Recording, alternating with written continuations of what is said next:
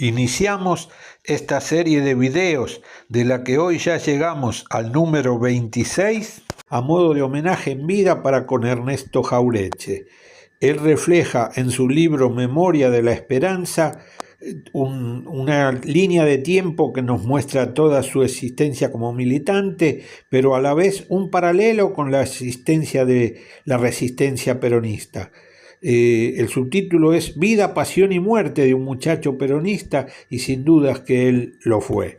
Su reciente fallecimiento suma nuevos motivos para esta sucesión de videos de los que ya abordamos los 2/3 de su contenido.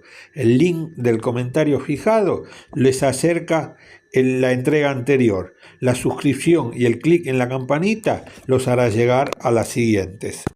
Junto a Miguel Bonazo, eran los encargados de prensa del Partido Auténtico. Programaron el primer congreso y casi como un desafío se dispusieron a llevarlo a cabo en la provincia de Córdoba, territorio en el que ya pisaba fuerte el general Luciano Benjamín Menéndez.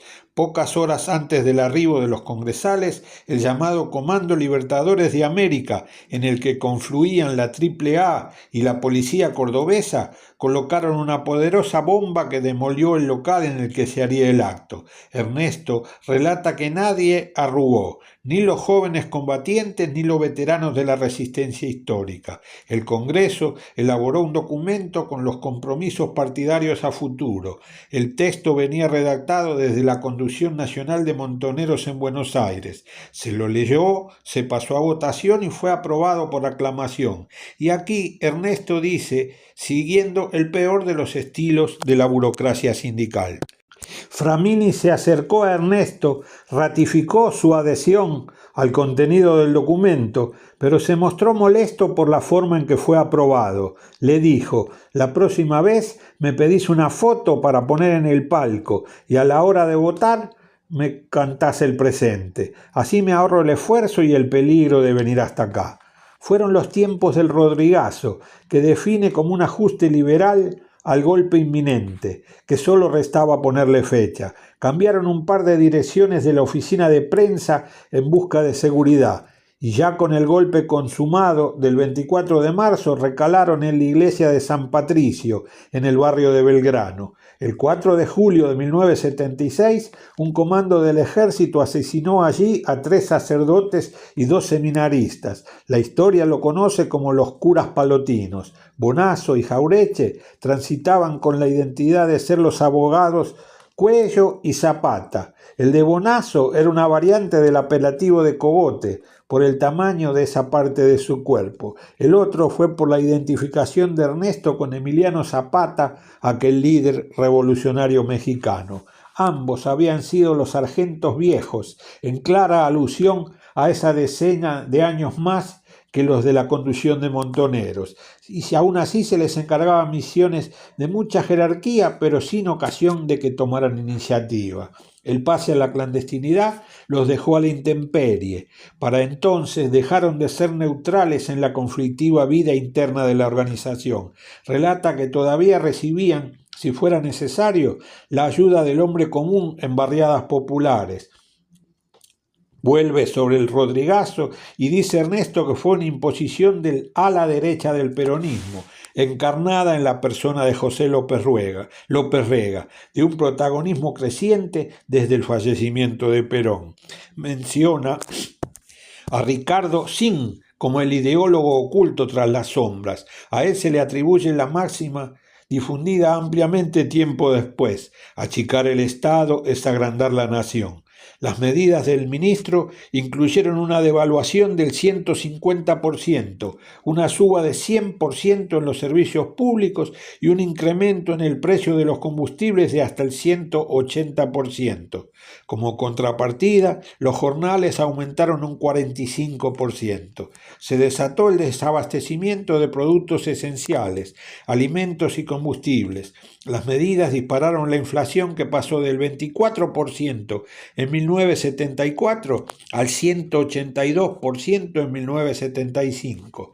Las empresas endeudadas en pesos licuaron sus pasivos, pero disminuyó el poder de compra de los trabajadores. El 27 de junio de 1975, la CGT llamó a una huelga general. La crisis desatada por la muerte de Perón se deglutió a dirigentes políticos y sindicales. Había una insurrección en ciernes. Dice Ernesto que ni los partidos políticos ni las dirigencias gubernativas, sociales y sindicales llegaron a percatarse del grado extremo que había alcanzado la lucha de clases. Consiguieron un aumento promedio de los salarios del 180%, que rápidamente fue absorbido por la inflación. Renunciaron Rodrigo y López Rega, que partió con un salvoconducto hacia el exterior. Se estaban afilando las bayonetas para el exterminio de toda una generación de militantes. A Casildo Herreras y Lorenzo Miguel las bases se les hicieron incontenibles. Llamaron a un paro activo para el 7 y 8 de julio. Ernesto evalúa que así contuvieron la caída de Isabel. Aún desprestigiado, el gobierno peronista mantenía chances de victoria para 1977, o el reemplazo por un gobierno de otro signo político y hubiera dejado a la democracia la potestad de resolver las crisis bajo su manto. Isabel pidió licencia asumiendo Ítalo Luder, presidente provisional del Senado.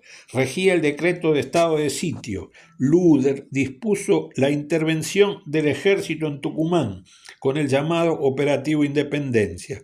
Un decreto que sería motivo de profusas discusiones ordenaba a las Fuerzas Armadas el aniquilamiento de la subversión. Esto va por cuenta de quien les habla.